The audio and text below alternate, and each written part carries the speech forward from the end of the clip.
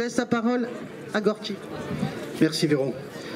Bonjour à tous, donc je me présente Jacques Fouillet et j'ai l'honneur de présider depuis sa création l'association de défense des libertés fondamentales, telle que vous pouvez le lire au-dessus de moi, grâce à mon petit Olivier. Alors pourquoi une association et à quoi sert-elle? Tout simplement parce que chacun de nous, d'un point de vue juridique, nous pouvons faire des recours auprès de toutes les instances judiciaires de ce pays, dans les différents tribunaux, y compris Conseil d'État ou Conseil constitutionnel, en tant que personne physique, dès lors que nous avons notre capacité juridique. En revanche, en tant que collectif, il y en a beaucoup ici, nous n'avons pas de capacité juridique. Donc il faut, pour pouvoir rester en justice, pour pouvoir y aller, il faut une capacité juridique et une association, elle, dès lors qu'elle est enregistrée, bien évidemment, possède cette capacité juridique. Et donc c'est sur le conseil de Maître Guyon, que vous connaissez quasiment tous ici, David Guyon, avocat au barreau de Montpellier, avocat au droit public, que nous avons créé cette association au printemps dernier. Il a fallu 4 bons mois pour que la préfecture nous donne son agrément, étant donné que, compte tenu du nom que nous avons, Défense des libertés fondamentales, il est évident que les pouvoirs publics ne voyaient pas d'un bon œil la création d'une telle association qui avait tendance à aller un petit peu contre cette décision, ce qui est le cas, vous vous en doutez.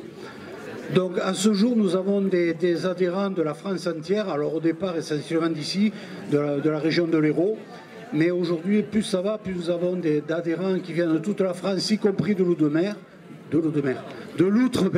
pardon. Et nous atteignons quasiment les 200 membres à peine en quelques mois, parce que ça a été un démarrage et toujours un petit peu long.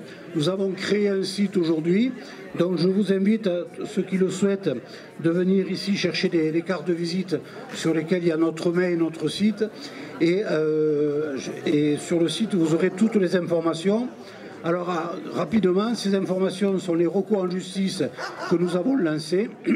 Alors, le plus important aujourd'hui, c'est une question prioritaire de constitutionnalité qui va donc se faire auprès du Conseil constitutionnel par les soignants qui ont l'obligation vaccinale, donc ils ne peuvent plus travailler.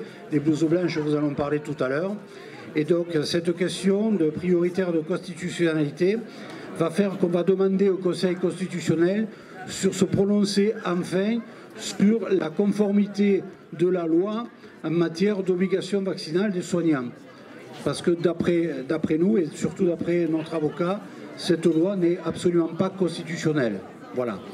Donc pour financer ces recours, bien évidemment, ce sont les adhésions. Les adhésions, c'est 10 € par an. C'est pas suffisant, vous vous en doutez. Donc ce sont des dons.